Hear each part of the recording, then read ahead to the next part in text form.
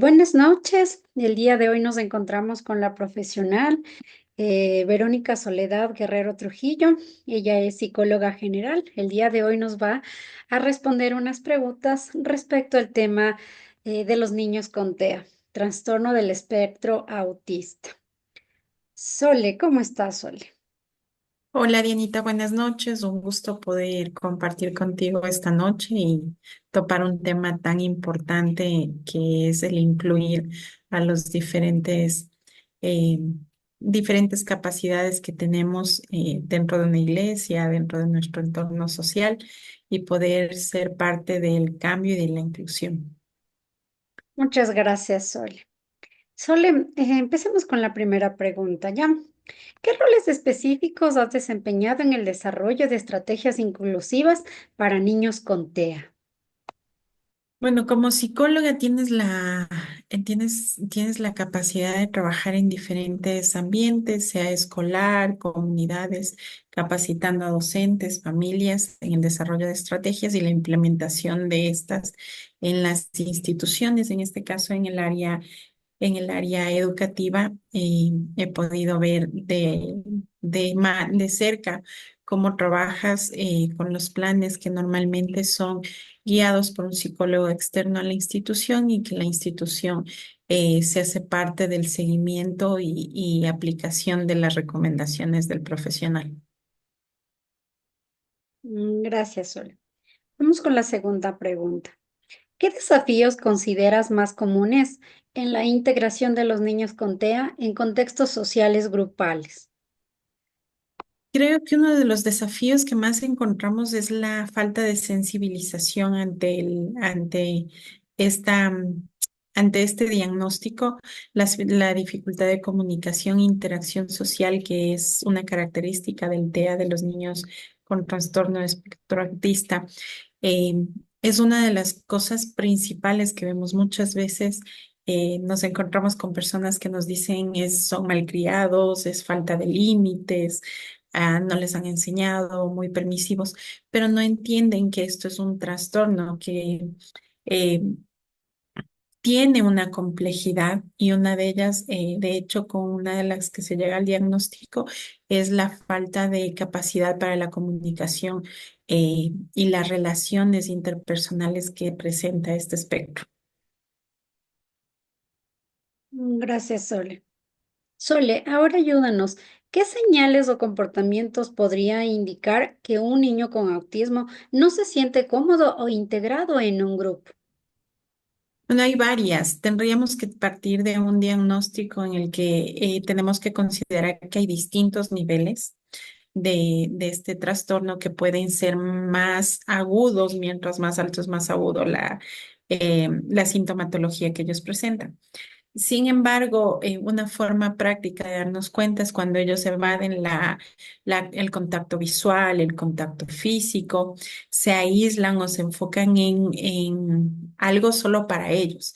Normalmente uno de los temas que tú evalúas para este diagnóstico es que ellos toman determinados temas y se basan solo en eso para comunicarse, o sea, no hay interés por por generar comunicación con otros.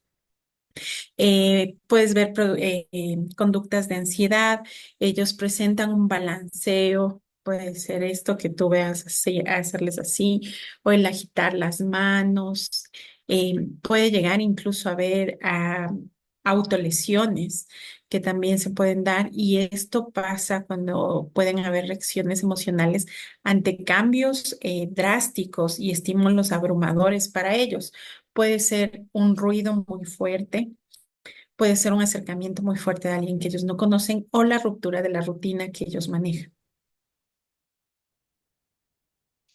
Gracias, Sole. Sole, ahora ayúdanos con esta pregunta. ¿Qué estrategias pedagógicas consideras más efectivas para trabajar con niños con TEA en entornos grupales, sociales o religiosos? Una de las cosas más importantes es identificar cuáles son los intereses del niño. Esto como dentro de una iglesia podríamos hacerlo con la comunicación activa con los padres.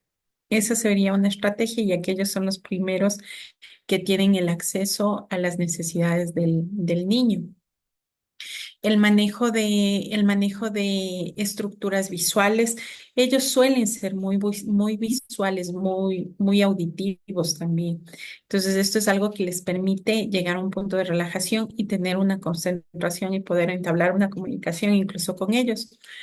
Tienes que aplicar rutinas predecibles, que era lo que yo te decía en la pregunta anterior.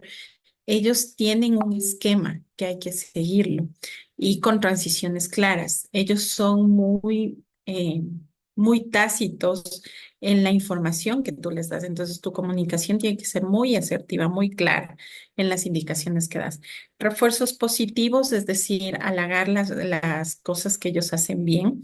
El apoyo conductual, que sería el reforzar si tienes un niño que está en un estrés, entonces reforzar qué es lo que le funciona y resaltar eso para que la conducta vaya menguando en el caso de que sea una conducta negativa. Actividades multisensoriales, como te decía, ellos son muy pintar, plastilina, ese tipo de cosas son cosas que les ayudan mucho. Y el uso de modelos de aprendizaje como los PECs. Los PECs es un programa que es un intercambio de imágenes para mejorar la comunicación de ellos. Quiere decir que tú enseñas palabras básicas como cómo me siento, yo quiero, y el niño tiene que escoger de un grupo de cartulinas con imágenes lo que quiero. Entonces, ¿qué quieres? Él te puede indicar agua. ¿Qué quieres? Quiero jugar. ¿Cómo te sientes? Me siento enojado. ¿Cómo te sientes? Me siento solo. Y ellos identificar. Este es un proceso que tú lo realizas capacitando al personal que va a estar a cargo de los niños, porque son ellos quienes tienen que saber manejar este programa y a su vez enseñarles a ellos y hacer la discriminación de imágenes para que tengas una mejor comunicación. Interesante, Sole. Sole, ahora, ¿qué materiales o herramientas crees que son esenciales para promover la inclusión de los niños con TEA en actividades grupales? Principal, creo que son adaptar la enseñanza que tú tengas para los niños usando recursos auditivos, táctiles, fusionar la comunicación alternativa, que era la que te decía, con los PECs, con las imágenes, eh, fomentar espacios que sean sensoriales. Y ahora que estamos en la época de la tecnología, no nos podemos hacer a un lado de eso y tal vez buscar aplicaciones o software de aprendizaje adaptado a la necesidad del niño. Interesante. ¿Ha utilizado materiales visuales, tecnologías de información y la comunicación o actividades multisensoriales u otras metodologías adaptadas a su práctica y cómo le ha funcionado? Funcionan muy bien con las actividades visuales. Un niño puede generar mucho estrés con una actividad que es repetitiva o con una persona que él genera ya ese malestar. Y si cambias de actividad a algo visual, algo que le llame la atención a él, entonces logras bajar, apaciguar la ansiedad o el estrés que esto genera en el niño y puedes empezar a trabajar. Usar las técnicas de información y comunicación, las TICs, es fundamental para desarrollar espacios de comunicación con ellos. Chévere. Sole, ¿cuáles serían las mejores estrategias inclusivas para una escuela dominical según su criterio? Lo esencial o primordial sería que ustedes puedan asignar un tutor sombra o un compañero. Eso quiere decir una persona adulta que esté a cargo del niño. ¿Qué hace este tutor sombra? Va a estar a cargo de todas las actividades que realicen con el niño y va a estar al cuidado como tal, solo de él. Preparar de forma adecuada la enseñanza, incluyendo actividades visuales sobre la lección. Es decir, que no me enfoco solo a hablar, hablar, hablar un texto o lo que normalmente hacemos en la iglesia, que son actividades manuales para los niños. Puedes incluir actividades visuales, actividades sensoriales, como por ejemplo, se me ocurre que tú estés dando en una clase de niños hablando sobre Juan el Bautista. Entonces tú llevas una tela parecida a la piel de la ropa que él usaba, ¿no es cierto? Entonces comía, ¿qué comía él? ¿Comía todo lo que daban o comía determinadas cosas? Y tú llevar, incluir estas actividades sensoriales para que eso genere interés en el niño. Eh, Tienes que ofrecer tiempos de descanso, es decir, que tú tienes que identificar cuando el niño necesita un descanso en un lugar que tenga tranquilidad, que tenga paz, tal vez en silencio. Y lo que es infaltable, que creo que nos hace mucha falta, es capacitar al personal de voluntarios en estrategias de inclusión. Interesante. Sole, ¿qué barreras específicas crees tú que enfrentan los niños con TEA al participar en actividades grupales, sociales o religiosas? Creo que la principal es la falta de conocimiento y empatía ante el entorno.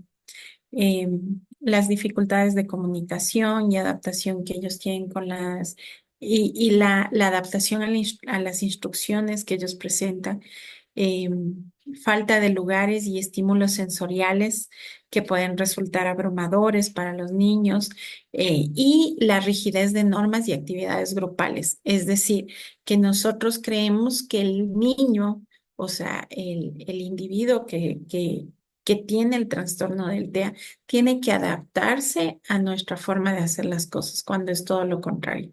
Somos nosotros quienes debemos adaptar a las situaciones y a las capacidades de los niños. Es decir, si normalmente nosotros hacemos una sola actividad para nosotros, la inclusión quiere decir que no solo en el caso del espectro autista, que ya es un tema como puntual en esta entrevista, sino incluso nosotros identificar las diferentes formas de aprendizaje de los niños y adaptar al individuo. Es decir, parte de la inclusión que se busca llegar ahora dentro de las instituciones o organizaciones como es la iglesia, como es el área escolar, es que nosotros rompamos con esta estructura antigua y muy marcada que tenemos de planificar y ya predecir cuáles son los resultados que vamos a tener, en lugar de nosotros abordar de acuerdo a a las necesidades específicas de cada individuo y de esa manera fortalecer las virtudes y los dones que ellos tienen. Interesante. Sole, ¿cómo crees tú que puede superarse la falta de preparación, en este caso del personal educativo o religioso, para trabajar con los niños con TEA?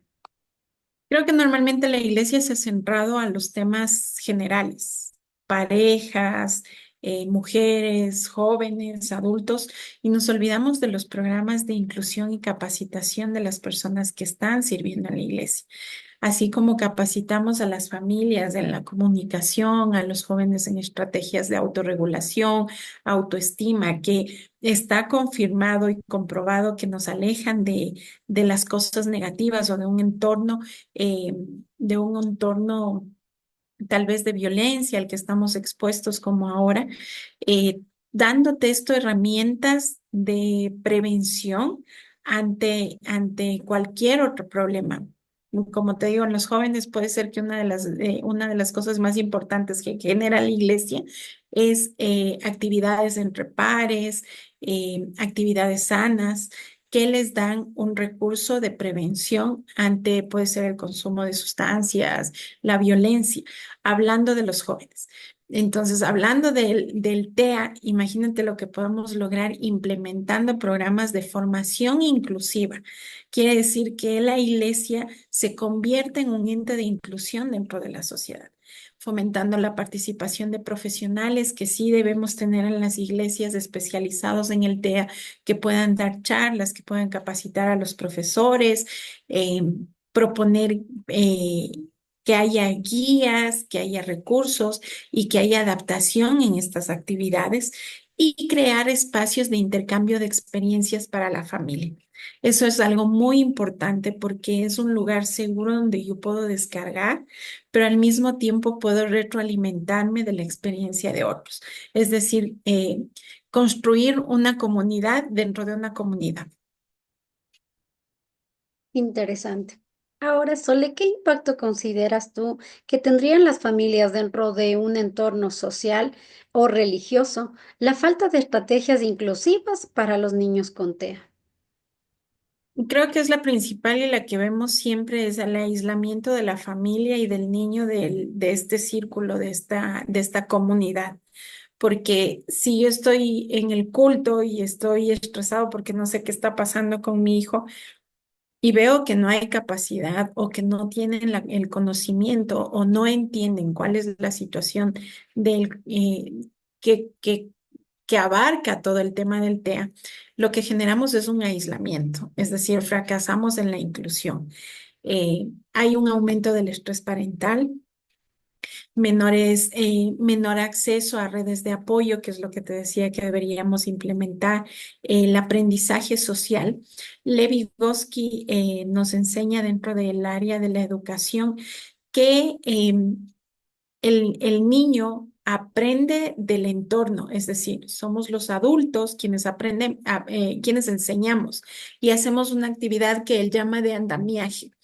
¿Qué es el andamiaje? Nosotros partimos de un conocimiento base que tienen los niños y la función del mediador, tutor que tiene mayor conocimiento es llevarle a un nivel superior. Entonces, lo mismo es lo que hacemos nosotros en el constructo del aprendizaje social.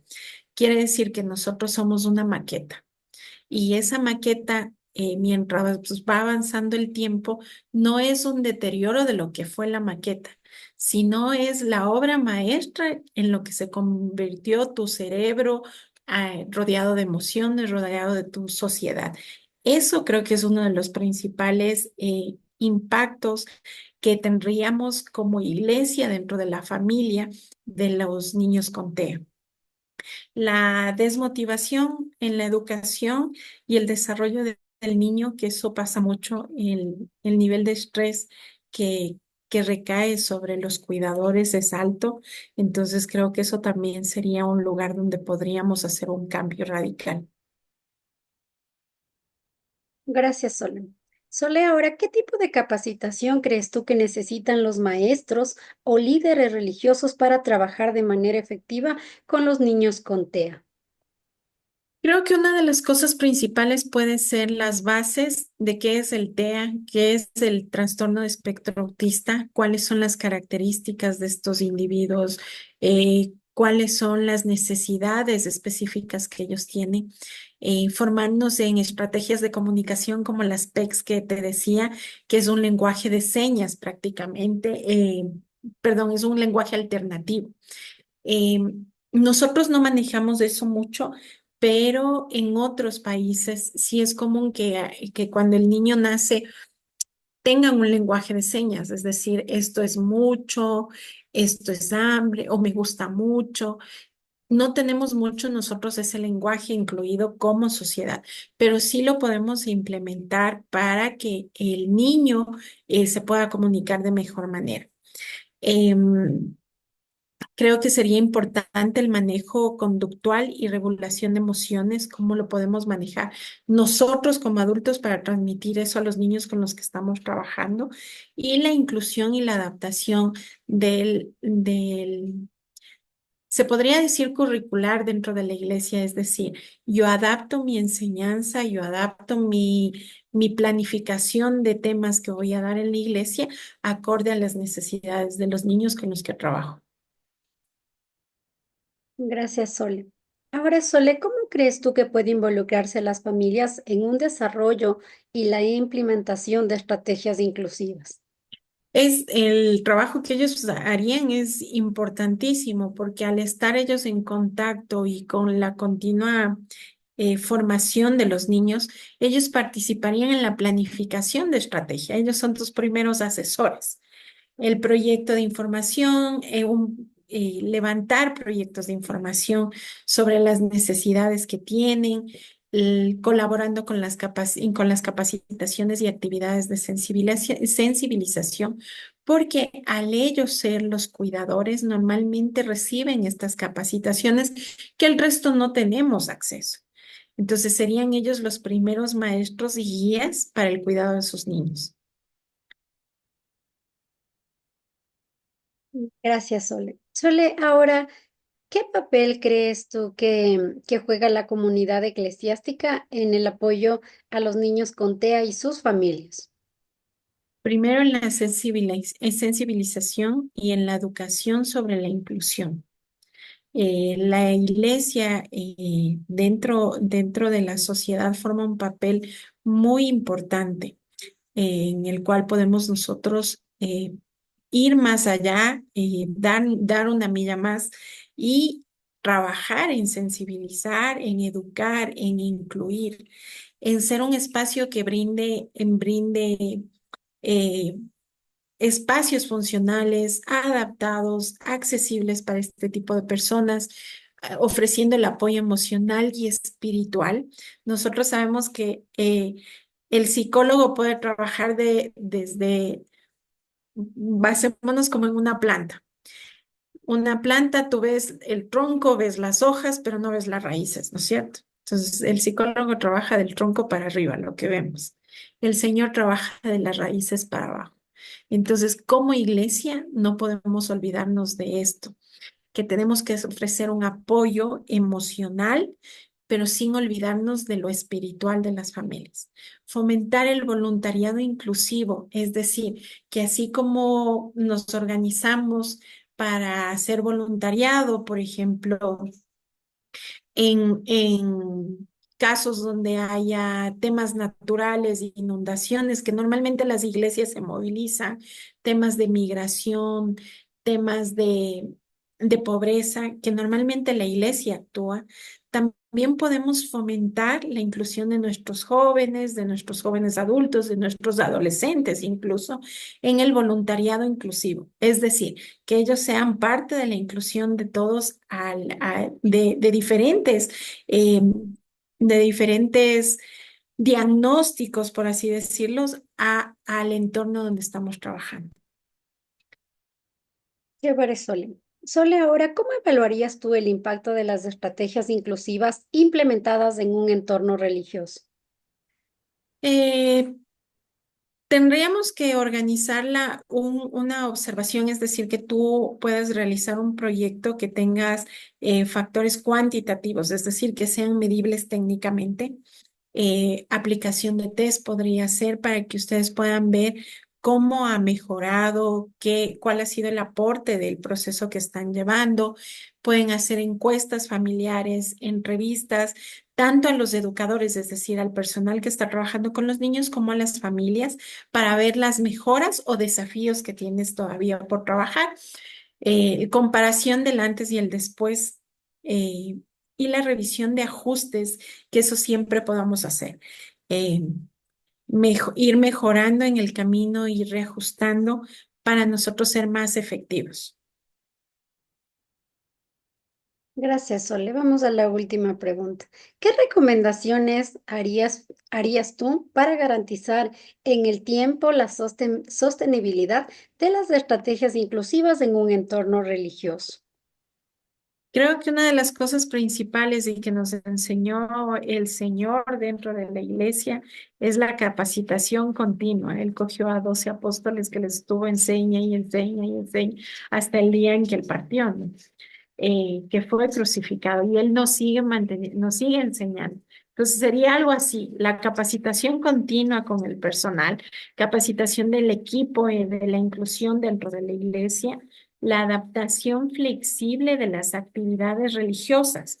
Esto hay que hacer énfasis porque estamos acostumbrados a hacerlo de manera sistemática y a veces está robotizada.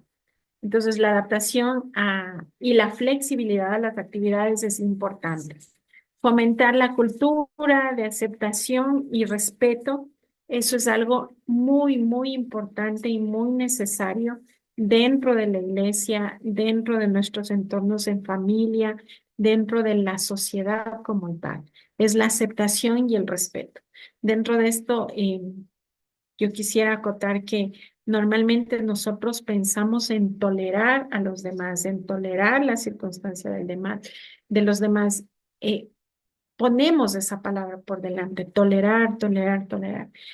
Y no debería ser eso, debería ser reconocer, porque cuando tú reconoces a un ser humano, a un individuo como tal, como un ser independiente que tiene necesidades específicas y más aún en los niños con TEA, tú aprendes a respetar, es decir, aceptas y respetas, no toleras.